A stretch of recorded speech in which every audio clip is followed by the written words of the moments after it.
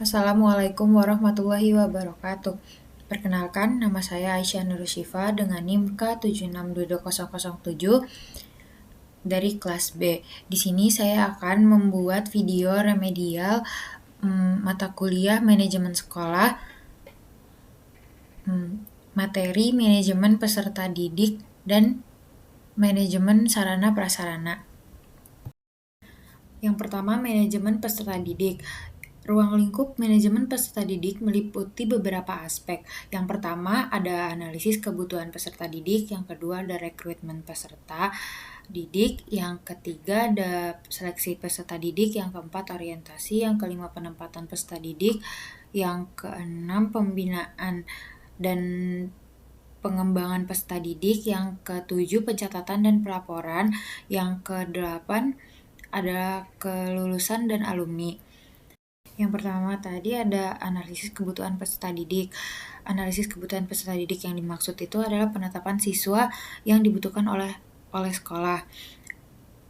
Analisis kebutuhan peserta didik ada dua, yaitu analisis kebutuhan peserta didik berdasarkan jumlah peserta didik yang dibutuhkan, dan analisis kebutuhan peserta didik yang berdasarkan kegiatan yang dibutuhkan peserta didik. Yang kedua ada rekrutmen peserta didik.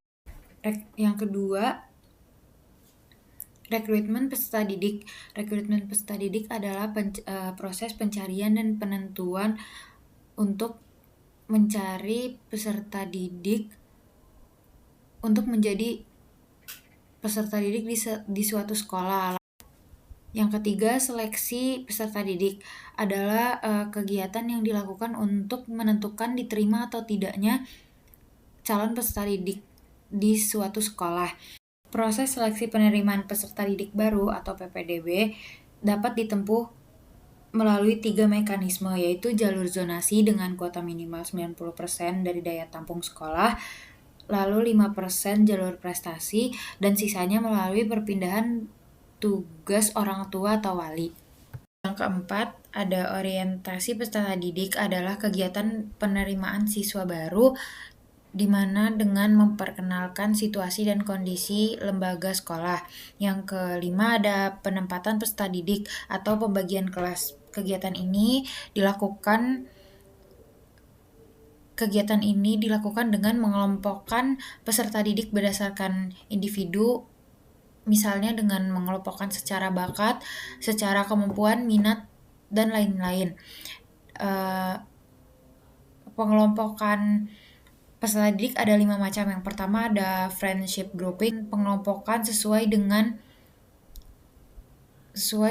peserta didik memilih teman antara peserta didik itu sendiri. Yang kedua ada achievement grouping. Achievement grouping itu pengelompokan peserta didik berdasarkan prestasi yang dicapai oleh siswa itu sendiri. Yang ketiga ada aptitude grouping, yaitu mengelompokkan siswa atau peserta didik berdasarkan dengan bakat atau kemampuan yang dimiliki oleh siswa itu sendiri. Yang keempat ada attention of interest grouping, yaitu mengelompokkan peserta didik berdasarkan minat yang disukai oleh peserta didik. Yang kelima ada intelligence grouping, yaitu mengelompokkan siswa atau peserta didik berdasarkan hasil tes intelijen. Lalu yang keenam ada pembinaan atau pengembangan peserta didik.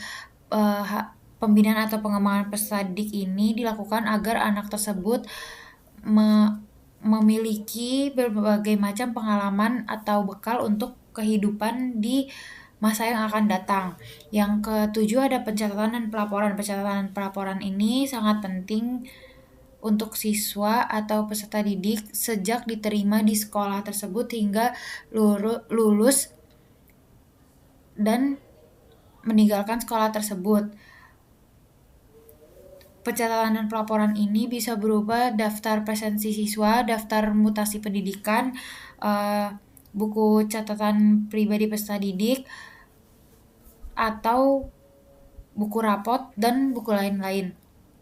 Yang ke-8 ada kelulusan dan alumni. Kelulusan dan alumni ini adalah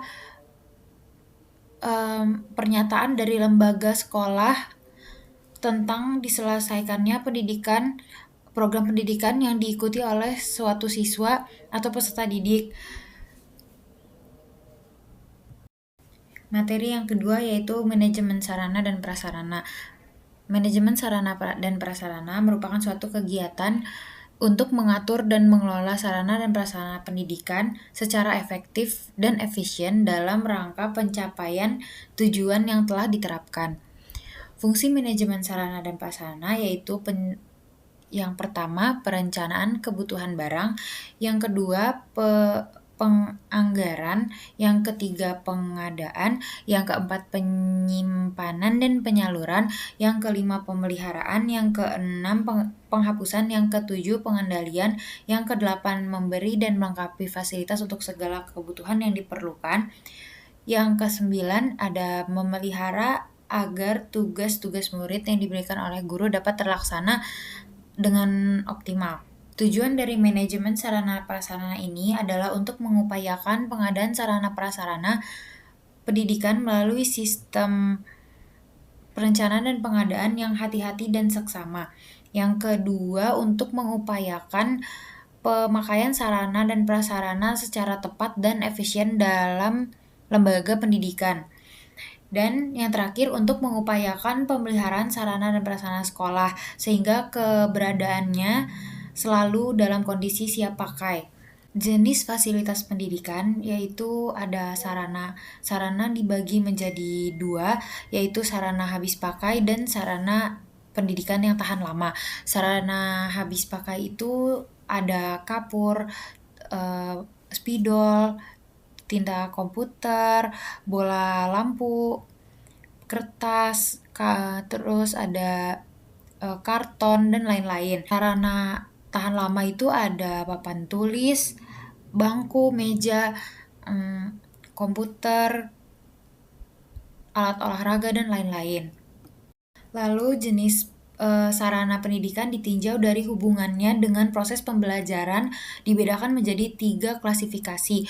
Yang pertama ada alat pengajaran. Alat pengajaran itu adalah yang digunakan secara langsung dalam proses belajar mengajar. Misalnya seperti buku, alat peraga, alat tulis, dan alat praktek. Yang kedua adalah alat peraga. Alat peraga ini adalah alat untuk membantu pendidikan dan pengajaran yang dapat berupa perbuatan-perbuatan atau benda-benda yang mudah dimengerti oleh peserta didik dalam memahami pembelajaran. Yang ketiga ada media pengajaran. Media pengajaran ini adalah sarana pendidikan yang digunakan untuk sebagai perantara dalam proses belajar mengajar, yaitu ada 3 jenis media, yaitu media audio, media visual, dan media audiovisual. Adapun prasarana diklasifikasikan menjadi 2 macam, yaitu prasarana pendidikan yang secara langsung digunakan untuk proses belajar mengajar seperti ruang kelas, ruang perpustakaan, dan lain-lain. Lalu yang kedua ada prasarana pendidikan yang keberadaannya tidak digunakan untuk proses belajar mengajar, tapi secara langsung sangat menunjang terjadinya proses belajar mengajar seperti ruang kantor, kantin, sekolah, kamar mandi atau toilet, dan lain-lain. Pengadaan dan investasi fasilitas pendidikan. Yang pertama, pengadaan sarana dan prasarana pendidikan dibagi menjadi 3. Yang pertama ada pengadaan tanah, yang kedua ada pengadaan gedung dan bangunan, yang ketiga ada pengadaan perlengkapan atau perabot. Yang kedua ada inventarisasi. Inventarisasi itu adalah semua sarana dan prasarana sekolah hendaknya diinventarisir dengan format umum yang telah ditetapkan, yaitu jumlah barang, jenis barang, kualitas barang, tahun pembuatan, merek barang, ukuran barang, dan harga pencatatan inventaris buku. Yang selanjutnya ada pemeliharaan dan penghapusan fasilitas pendidikan. Yang pertama ada pemeliharaan. Pemeliharaan dibagi menjadi beberapa pemeliharaan. Yang pertama, pemeliharaan yang bersifat pengecekan. Yang kedua, pemeliharaan yang bersifat pencegahan. Yang ketiga ada pemeliharaan yang bersifat perbaikan ringan. Lalu yang selanjutnya ada perbaikan berat. Yang kelima, pemeliharaan berkala. Penghapusan barang pendidikan yaitu adalah menghapus sarana prasarana yang sudah memenuhi syarat-syarat untuk penghapusan, misalnya seperti dalam keadaan rusak atau tidak sesuai dengan kebutuhan, sudah kuno atau terkena larangan. Dan sekian video dari saya. Selebihnya mohon maaf. Assalamualaikum warahmatullahi wabarakatuh.